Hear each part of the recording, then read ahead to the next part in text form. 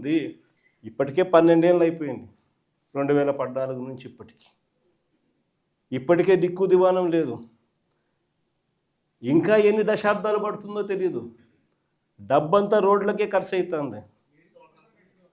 డబ్బంతా road current వేయడానికి ఖర్చు అవుతుంది. డబ్బంతా డ్రైనేజీలు పెట్టడానికే ఖర్చు అవుతుంది. ఇంకా ఎన్ని దశాబ్దాలు పడుతుందో. ఆ దశాబ్దాల కాలంలో ఈ 2 లక్షల కోట్ల విలువ పూర్తి చేయడానికి 4 లక్షలు అవుతుందో 10 లక్షల కోట్లు అవుతుందో. చివరికి 12 ఏళ్ళ తర్వాత కూడా ఈ పొద్దు రాష్ట్రానికి రాజధాని లేదు. ఇంకా 20 ఏళ్ళ తర్వాత కూడా మన పరిస్థితి ఏమిటంటే అప్పుడు కూడా రాష్ట్రానికి రాజధాని కనిపించదయ్యా. అయ్యా చంద్రబాబు, ఇది మానుకో. ఆ 2 లక్షల కోట్లలో 10% పెడితే చాలు. 10% పెడితే చాలు. మేము ఇంతకుముందు మంచి ఆలోచన చెప్పినా నేను నీకు. ఇంతకుముందు ప్లాన్ ఏ కింద రాష్ట్రంలో అన్నిటికన్నా పెద్ద సిటీ విశాఖపట్నం, దాంట్లో పెడితే అసలు ఎటువంటి ఖర్చు అవసరం లేదు. కర్నూలులో న్యాయ రాజధాని కింద అప్పట్లో కర్నూలుకు మనం మాట ఇచ్చినాము. అది నెరవేరుస్తూ అక్కడ న్యాయ రాజధాని పెడుతూ ఇక్కడే అమరావతిలో లెజిస్లేటివ్ శాసన రాజధానిని కూడా తీసుకొస్తే బాగుంటుందయ్యా అని చెప్తే నానా యాగి చేసి రాజకీయాలు చేసి అది వద్దు అన్నారు. సరే పోనీ, అది వద్దు. పోనీ ఈ ప్రాంతంలో అయినా కానీ నువ్వు చేసే పనికి అసలు రాజధాని లేకుండా పోతుందయ్యా. ఆ పని చేయకుండా కనీసం ఇక్కడైనా ఆలోచన చేయి. మచిలీపట్నంలో నువ్వు కాదయ్యా పోర్టు కట్టింది, మేము కట్టాం. మచిలీపట్నంలో పోర్టు మనం కట్టాం. మన హయాంలోనే మనం భూములు తీసుకుంటాం. మన హయాంలోనే మనము అనుమతులు తీసుకొచ్చినాం.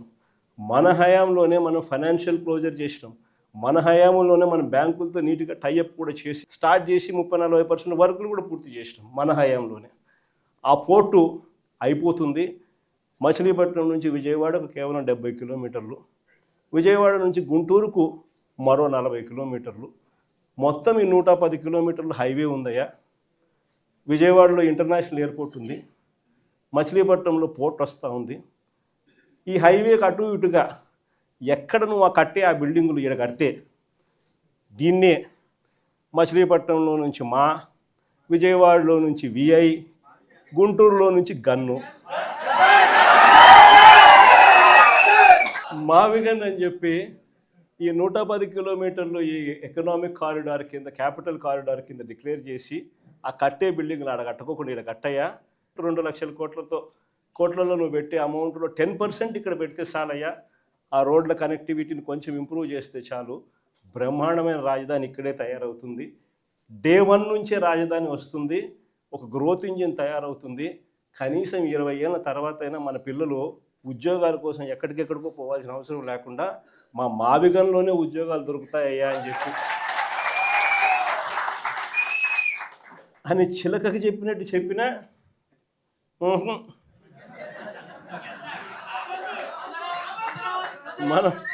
మనం ఎంత బాగా చెప్పినా కానీ, ఎంత లౌక్యంగా చెప్పినా కానీ ఆహా. ఎందుకు ఆహా, ఎందుకు వద్దు? కారణం ఆడ 2 లక్షల కోట్ల వర్కులు, మొబిలైజేషన్ అడ్వాన్స్ 10%, అందులో 8% తీసుకోవడం. సో ఈ ఆదాయాలు అనేటివి ఉండవు కదా మావిగన్ అంటే. కాబట్టి వద్దు. దాంట్లో కాంట్రాక్టర్లు ఎవడు అంటే ఒకడు ఈనాడు వియంకుడు, ఇంకొకడు బలుసు శ్రీనివాసులు, ఇంకో బినామీ. అంతా ఇల్లే దోచుకోవడం, పంచుకోవడం, తినుకోవడం. అందుకని ఆహా, జగన్ ఏం చెప్పినా ఆహా. ఇంకొక ఆయన ఆంధ్రజ్యోతి ఆయన నుంచి ఆయనకు ఎంత బాధనో, దోచుకునేది, పంచుకునేది, తినుకునేది కట్ అయిపోతుందని చెప్పి ఆయనకి ఎంత బాధో. వైఎస్ఆర్సీపీ శ్రేణులందరి మీద అన్యాయమైన మాటలు, దుర్మార్గమైన మాటలు మాట్లాడతారు. అసలు నిజం చెప్పాలంటే నేను ఇదే రాధాకృష్ణకి చెప్తా ఉండా, నువ్వు అన్న మాటలు రేపొద్దున మా ప్రభుత్వం వచ్చినాక నిన్ను తిప్పని స్టేషన్ చెప్పకూడదు. వైఎస్ఆర్సీపీ శ్రేణులను, వైఎస్ఆర్సీపీ కార్యకర్తల భార్యలంటే నీకు అంత అలుసుగా కనిపిస్తుందా రాధాకృష్ణ అని చెప్పి నేను చెప్తాను. ఎవరికైనా వాళ్ళకైనా భార్యలు ఉంటారు, వారి భార్యలను ఉద్దేశించి మనలో ఎవరైనా కానీ మనమైనా కూడా అలా మాట్లాడితే వాళ్ళకి నచ్చుతుందా? ఎవరికీ నచ్చదు. నచ్చనప్పుడు అలాంటి మాటలు మాట్లాడేదానికి కనీసం అలాంటి మాటలు మాట్లాడినప్పుడు తప్పు అని చెప్పి కనీసం ఈ నాయకులన్నా చెప్పాలి కదా. ఈ చంద్రబాబు నాయుడు చెప్పడు, ఈ లోకేష్ చెప్పడు, ఇలా దత్తపుత్రుడు చెప్పడు. ఎంత సిగ్గు లేకోకుండా ఆ రాధాకృష్ణ తప్పుడు మాట్లాడితే ఆ తప్పుడు మాటలకు సమర్థిస్తారు వీళ్ళంతా. ఈ స్థాయికి రాజకీయాలు దిగజారిపోతే రేపు పొద్దున ఈరోజు సోషల్ మీడియాలో ఎప్పుడెప్పుడో చేసి ఎప్పుడో కమెంట్లు పెట్టినవి తీసుకొని వచ్చి పిల్లలందరినీ తీసుకొని వచ్చి స్టేషన్ల చుట్టూ తిప్పుతున్నారు, జైళ్ళల్లో పెడతా ఉన్నారు, కోట్ల చుట్టూ తిప్పుతూ ఉన్నారు, కొడుతున్నారు. ఇదే రేపొద్దున ఆంధ్రజ్యోతి రాధాకృష్ణ కూడా రేపొద్దున ఇదే జరుగుతుందని ఖచ్చితంగా చెప్తా ఉన్నాను.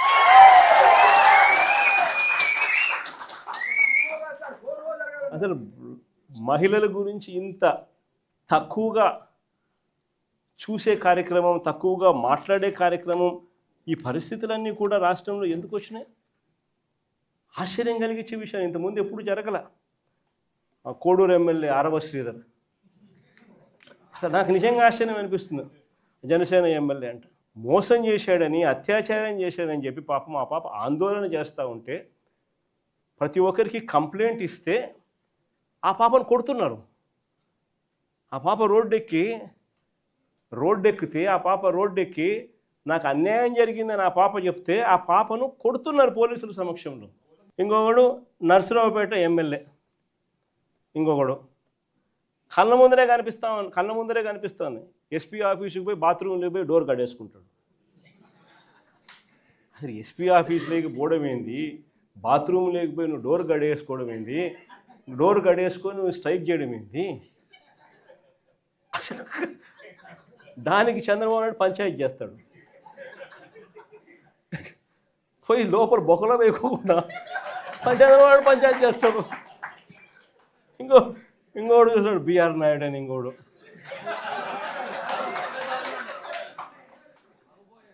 ఆయన ఏం చేస్తూ ఉన్నాడో మనందరం చూస్తూనే ఉన్నాం. తప్పు చేసినాడు.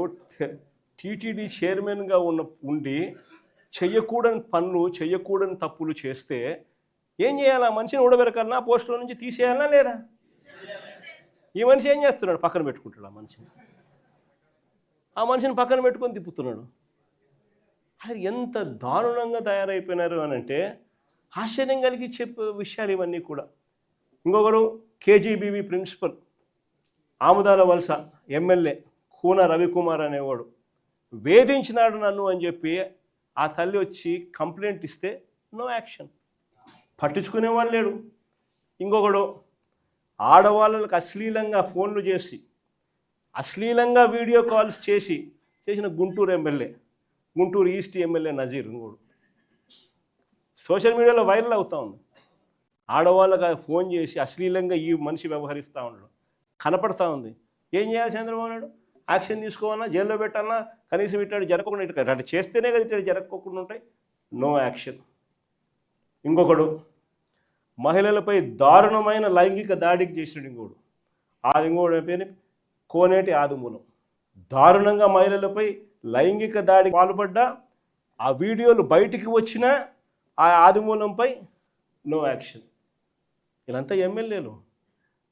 ఒకరిని చూసి ఇంకొకడు, ఒకడు చేస్తే ఏం యాక్షన్ లేదు, సరే ఆయన మీద ఏం యాక్షన్ లేదు, ఇంక నా మీద ఏం యాక్షన్ తీసుకుంటారని ఇంకొకడు, ఒకరిని చూసి ఇంకొకడు, అందరూ కూడా రాక్షసులు అవుతా ఉన్న పరిస్థితులు. ఇంకొకడు సరే ఎమ్మెల్యేల కథ దేవుడు ఎరుగు. సంధ్యారాణి అని ఒక మంత్రి పిఏ మహిళలను లైంగికంగా వేధించినాడని చెప్తే ఆ పిఏ మీద కూడా నో యాక్షన్, పైగా ఆ మహిళ మీద కేసు. ఈ స్థాయిలో మహిళల పరిస్థితి రాష్ట్రంలో ఉంటే ఇంకొకడు లాస్ట్కు చివరకు